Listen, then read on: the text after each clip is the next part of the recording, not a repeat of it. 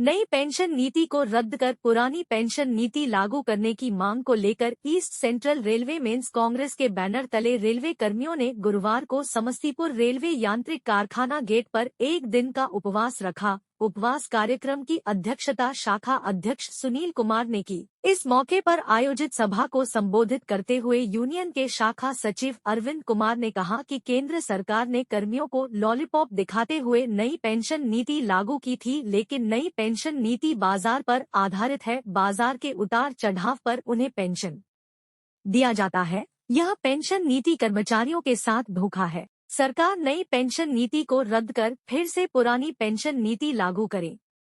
पुरानी पेंशन नीति लागू करने को लेकर रेलवे कर्मी लंबे समय से आंदोलन कर रहे हैं। उन्होंने कहा कि जब तक पुरानी पेंशन नीति पुनः लागू नहीं हो जाता तब तक यह आंदोलन अनवरत जारी रहेगा। उन्होंने कहा कि इसके लिए चरणबद्ध आंदोलन किया जा रहे हैं। सरकार नहीं मानेगी तो रेल का चक्का भी जाम किया जाएगा। ईसीआरएमसी के बैनर तले कारखाना स्टोर गेट पर आज हम लोग एनपीएस के खिलाफ आज एक दिवसीय धरना भूख हड़ताल पे बैठे हुए हैं। एनपीएस हमें चाहिए, ओपीएस ओल्ड पुरानी पेंशन स्कीम, हमें एनपीएस नहीं चाहिए। एनपीएस एक छलावा है, ये मार्केट पर आधारित है। हमें वो पेंशन नहीं चाहिए, हमें ओल्ड पेंशन ही हमें दे दीजिए, हम उसी में खुश रहेंगे। इसीलिए धरना पड़ेगा। यस, इसीलिए धरना पे। क्या नाम हुआ? मेरा नाम हुआ अरविंद कुमार, यहाँ ईसीआरएमसी के कारखाना स्टोर शाखा के सचिव हैं हम।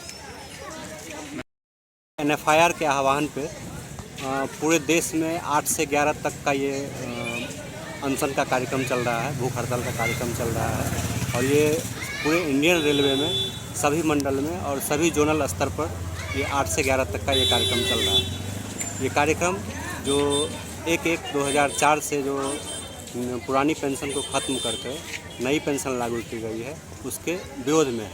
अभी वर्तमान में भी देखा गया है कि बहुत से कर्मचारी जो हमारे जो एनपीएस में वो जो रिटायर हुए हैं, रिटायरमेंट के बाद जिनका पेमेंट 65,000 70,000 बनता था, आज उनको एनपीएस के थ्रू जो पेंशन मिल रहा है वो 4500 रुपया 4600 रुपया मिल रहा है। आप समझ सकते हैं कि इसमें उसका पूरा परिवार है, कैसे चलेगा।